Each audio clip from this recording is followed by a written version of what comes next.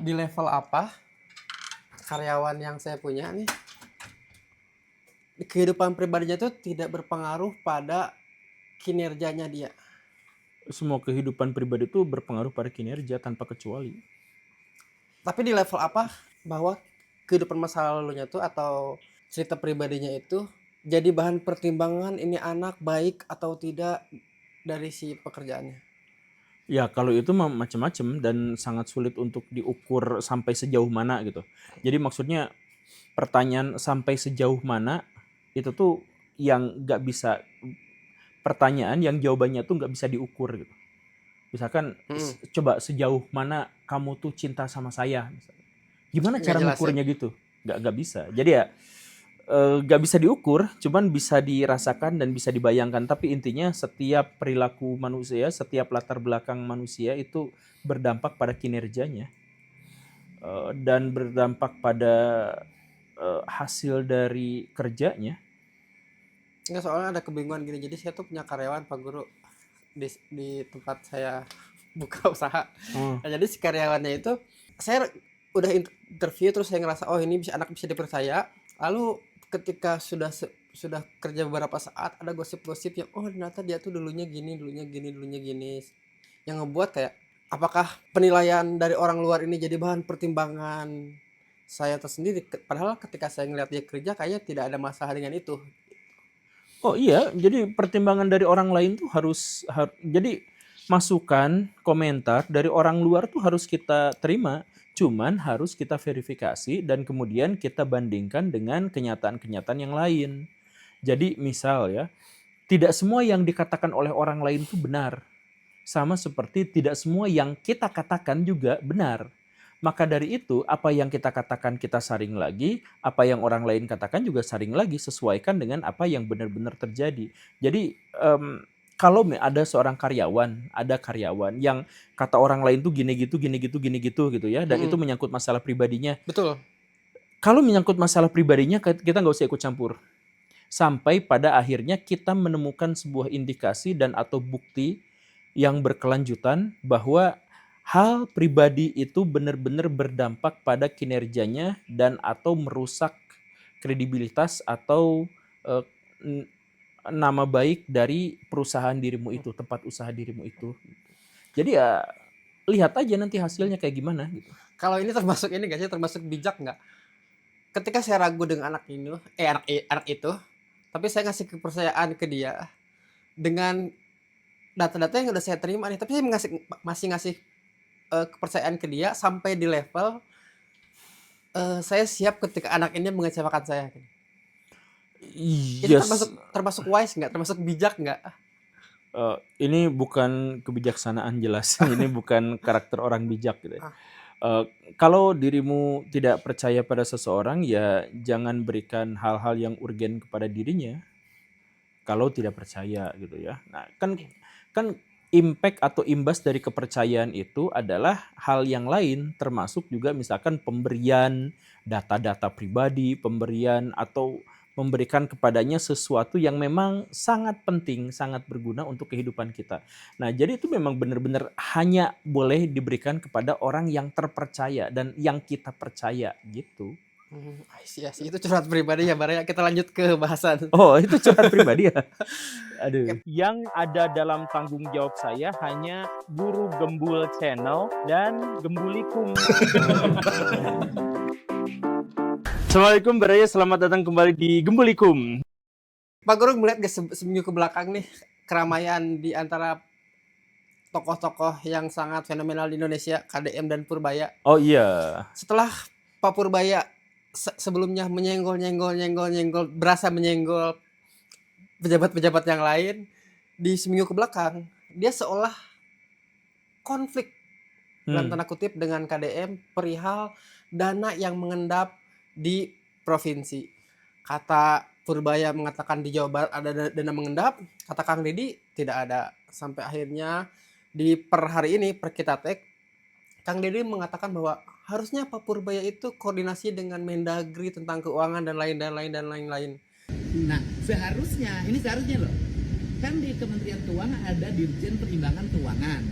Di Kemendagri juga ada Dirjen Keuangan. Nah, data di Kementerian Keuangan dan di Kemendagri itu harusnya connect.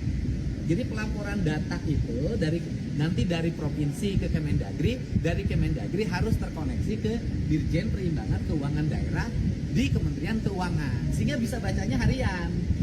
Yang nggak berkala setiap berapa bulan Ya sekali. tinggal nggak nunggu kan gini loh. Datanya tanggal 30, kemudian menyampaikannya hari ini kan menjadi berbeda, Pak. Menurut Pak Guru tentang keramaian di seminggu kebelakang Purbaya dan KDM. Pak Purbaya dan Pak KDM itu kalau bekerja dengan sangat baik maka mereka akan berkonflik. Hmm, Seperti itu. Jadi KDM dalam hal kepala daerah itu kan dikasih jatah sebenarnya duit sama pemerintah, kemudian dia juga berhak untuk ngambil dari rakyat, retribusi dan beberapa jenis pajak, dan akhirnya mereka memiliki uang. Nah, Pak Purbaya itu pendekatannya itu sangat berlainan dengan Ibu Sri Mulyani. Ibu Sri Mulyani itu mencoba untuk meredam segala gejolak. Dan sedangkan Pak Purbaya sebaliknya maju menerabas apapun yang terjadi. Nah, ini bagusan yang mana?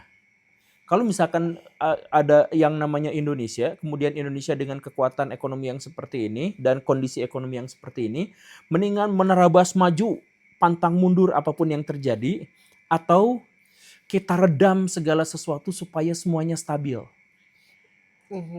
tergantung ya. Nah, Ibu Sri Mulyani meredam semuanya. Senyapkan. Nah, Pak Purbaya sebaliknya maju aja karena dia targetnya ingin Indonesia itu di atas 6% setahun kenaikan ekonominya itu. Nah, ini karena Pak Purbaya itu sedang menggenjot semuanya di target, maka salah satu yang ingin dia capai itu adalah kalau mau pertumbuhan ekonomi itu sampai 6%, maka itu tuh harus digerakkan sama rakyat. Nah, biar rakyat ekonominya bergerak, maka semua uang yang ada di pemerintahan itu harus digolangin. Kalau tidak bisa digolangkan, itu sebar ke rakyat biar rakyat yang menggolangkan gitu. Makanya salah satu kebijakan pertama Pak Purbaya itu kan duit 200 triliun itu disebar. Biar apa? Biar itu kan itu uang ngendap gitu ya. Biar si rakyat tuh yang lagi aduh saya mau buka KP tapi nggak punya duit. Nah, setelah dikucurkan uang sebegitu banyak, semoga aja dia berani pinjem uang untuk bikin usaha. Nah, jadi kalau ada uang yang berputar seperti itu mau si pengusahanya bangkrut atau si pengusahanya lanjut terus, itu tetap uang itu berputar.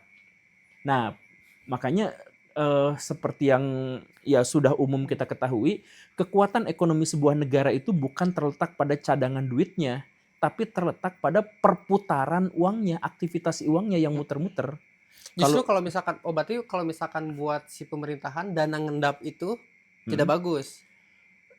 Kalau kata Ibu Sri Mulyani yang cari stabilitas, semakin banyak uang yang ada di sini tuh semakin bagus. Kata Pak Purbaya, ya enggak, ini pertumbuhan ekonomi mentok di sini kalau gini. Jadi ayo hambur-hamburkan biar nanti si rakyat itu rebutan, kemudian dari situ mereka tuh bikin usaha, kemudian dan lain sebagainya lah ya, dan akhirnya jalan. Nah, ini tuh punya kelebihan kekurangan masing-masing. Pak Purbaya itu memang akhirnya menaikkan ini, tapi inflasi juga dipastikan dalam beberapa bulan ke depan itu bakal terjadi. Oh, karena terlalu banyak uang yang berputar. Karena terlalu banyak uang yang beredar gitu kan. Nah, jadi ini ada plus minusnya. Jadi kita nggak bisa ngejelekin, ngebagusin salah satu pihak gitu. Jadi sekarang banyak yang ngebully Bu Sri Mulyani gitu ya. Kenapa nggak dari dulu kayak gini? Ya, Pak Purbaya itu memang progresif, emang bagus banget. Tapi kita jangan dulu menilai lah. Kita belum tahu perkembangan ke depannya kayak gimana gitu.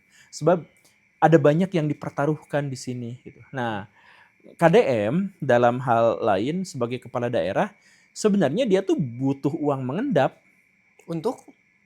Butuh uang mengendap itu karena berbagai proyek itu biasanya gak selesai dalam satu waktu sekaligus. Ya kan? Jadi kalau dirimu punya KP, ya, punya si KP. Nah, si KP-nya itu ada pengeluaran dalam misalkan ya, pengeluaran dalam 6 bulan ini tuh diperkirakan 100 juta. Nah, dirimu tuh misalkan dalam 100 juta itu digunakan untuk apa? Untuk renovasi gitu. Nah, si renovasi itu nggak mungkin dikasih langsung bread gitu, digolangkeun gitu, langsung nggak bisa kan. Jadi bijaknya itu adalah si kontraktornya lihat dulu setiap selesai baru bayar, setiap selesai baru bayar. Nah, karena itu harus ada uang yang kayak gitu. Nah, jadi kesulitan. Jadi ini sebenarnya gak ada yang salah, gak ada yang benar. Ini cuman perbedaan cara kerja, perbedaan cara pandang, dan kita tuh gak usah berpihak, Baraya. Ini jadi media-media tuh jadi seneng gitu ngadu-ngadu karena mereka dapat trafficnya gede gitu. Betul, dan bahkan yang buat saya jadi menarik itu adalah saya sebetulnya lelah dengan konflik-konflik antar yang ditimbulkan oleh Pak Purbaya ini dalam tanda kutip ya. Nah, tapi dengan KDM itu menjadi perhatian karena kita tahu KDM besar di sosial media. Pak Purbaya akhir-akhir ini menarik perhatian media yang ngebuat setiap video yang ada di komentar sosial media KDM saya perhatikan seolah-olah mengatakan bahwa wah akhirnya nih Pak Purbaya menunjukkan sosok asli KDM yang tidak mau kalah, tidak mau salah dan lain-lain gitu. Netizen please lah. Netizen itu sering gitu. Jadi gini nih ya, kebenaran itu tuh nggak dualisme gitu, nggak ada dua kutub yang berbeda gitu, enggak. Manusia itu nggak bisa mengakses kebenaran secara penuh karena mereka itu tidak sempurna gitu. Jadi Baraya tuh terimalah sebuah situasi dan kondisi bahwa dalam satu momen dua pihak yang bersengketa dua-duanya salah. Atau dua pihak bersengketa dua-duanya benar, itu tuh bisa. Atau bahkan ada sebuah kesalahan yang tidak bisa disalahkan. Ada kebenaran yang tidak bisa dianggap benar. Gimana contohnya tuh? Contohnya Menarik gini nih ya, misalnya dirimu itu mau ketemu sama Pak Prabowo. Karena apa? Karena dirimu itu punya janji mau ada tender misalkan, wah segala rupa lah ceritanya ini namanya. Gampangnya ada tender dengan Pak Prabowo. Dirimu harus datang jam 10 pagi karena ketemuannya jam 11. Nah, pas dirimu mau berangkat, di tengah jalan ada hujan badai, tiba-tiba macet, kemudian ada orang kecelakaan. Pas dirimu mau sampai ketabrak kereta, masih ikut-ikutan tapi masih maju. Pas sampai di sana, pas setengah 12, Pak Prabowo-nya sudah pergi dan akhirnya apa? Tendernya gagal dan akhirnya apa? Duit yang harusnya disebarkan kepada para karyawan, kepada tim itu semuanya tidak jadi. Itu kesalahan besar. Nah, kesalahan besar itu layak tidak disalahkan kepada dirimu. Itu di luar kondisi ya, Di luar kondisi. Tapi hasilnya sama. Iya kan? Jadi ada orang yang mengatakan yang penting mah proses bukan hasil. Tuh. Salah. Itu mah Tuhan ngomong kayak gitu. Dan Tuhan mah melihat mah niat kita gitu kan. Ari kejadiannya mah tergantung banyak hal. Manusia itu ngikutnya hasil. Dirimu belajar habis-habisan gitunya ujian. Terus hasilnya tuh jelek.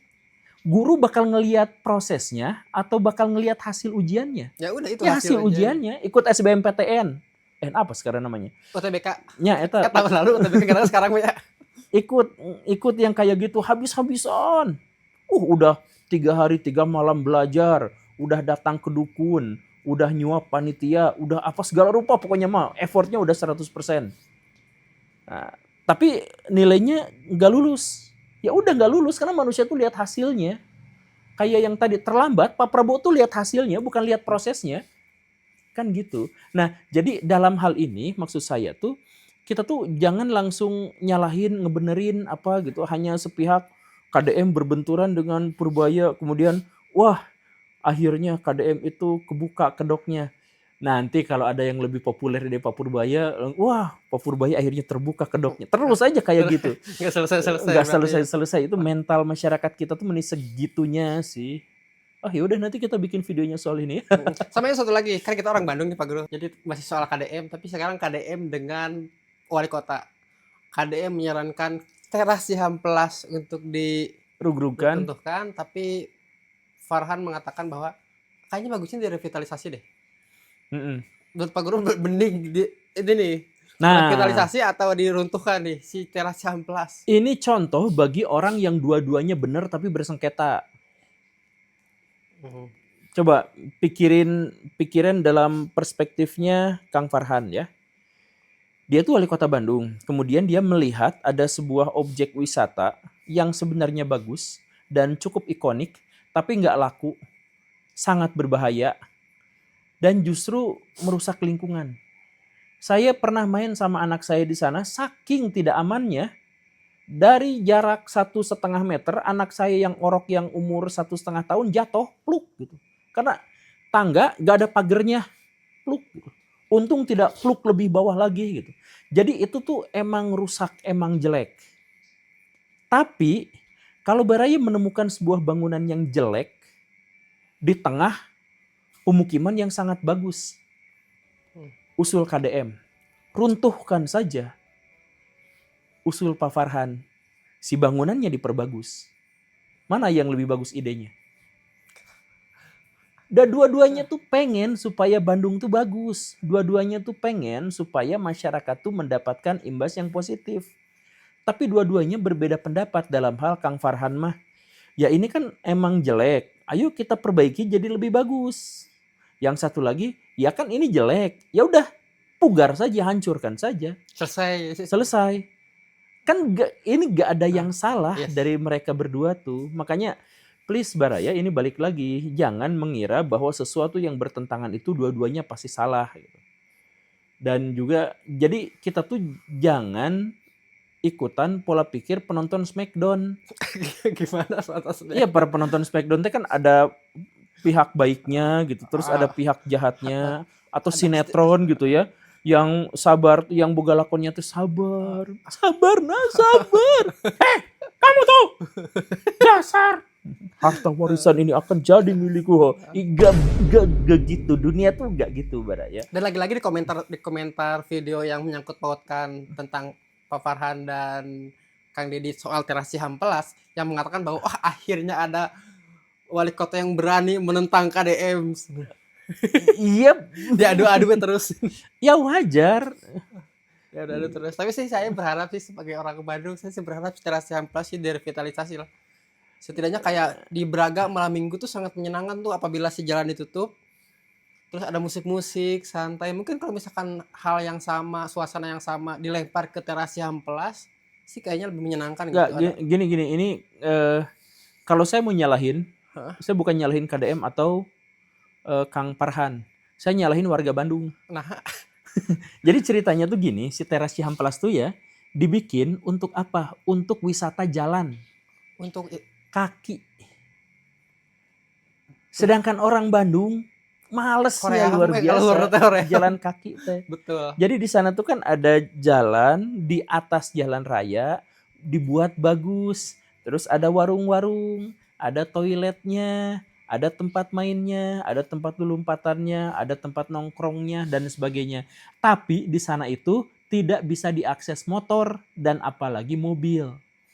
Karena itu apa? Jadi sepi. Karena sepi, tidak ada tukang jualan di situ. Karena tidak ada tukang jualan, maka tidak ada pemasukan. Karena tidak ada pemasukan, maka jadi butut, tidak terawat. Nah, itu dimulainya dari mana? Dari, kalau misalkan mau disebut ya, dulu Kang Emil, wali kota yang dulu itu, yang membangun teras Cihampelas itu, berharap agar warga tuh sadar lingkungan, sadar dan tertib lalu lintas. Jadi dipikirnya tuh harus ada tempat di mana kita tuh bisa rekreasi jalan kaki. Nah, itu yang dibayangkan, yang dipikirkan. Karena Kang Emil mah dulu bikin trotoar misalkan. Trotoarnya tuh dibagusin gitunya. Enakan, bahkan itu kayak di depan museum geologi itu enakan kan. Iya. Ya, jadi beliau tuh fokusnya itu ada bukan pada mobilnya, tapi pada pejalan kakinya agar ramah pejalan kaki. Jadi sebenarnya poinnya itu adalah mendidik masyarakat, mengajak masyarakat untuk berjalan kaki. Jangan sampai ada alasan, dah kita nggak bisa jalan kaki kan trotoarnya jelek. Nah biar nggak ada gitu, jadi dibagusin semuanya. Cuman kemudian ya itu tadi, masyarakat kita teh mumul karena lempang. Sekali jalan kaki tuh enak tuh di atas tuh di Babakan Siliwangi. Iya gitu. Di atas gitu panas lah hoream. Nah jadi ya itulah poinnya tuh ya. Jadi sekali lagi, ada di antara mereka Kang Farhan atau Pak Deddy Mulyadi itu yang perhitungannya kurang akurat. Itu pasti ada. Tapi mereka tuh ada di pihak yang benar kedua-duanya sekaligus walaupun mereka dalam tanda kutip berkonflik. Gitu. Mantap. Bagaimana Baraya Bandung, apakah setuju KDM atau setuju Farhan? Saya berantem lagi di kolom komentar. Oke lah Pak Guru, terima kasih. Sampai jumpa besok. Iya, banyak Assalamualaikum ringit ini ya. warahmatullahi wabarakatuh. Waalaikumsalam warahmatullahi wabarakatuh.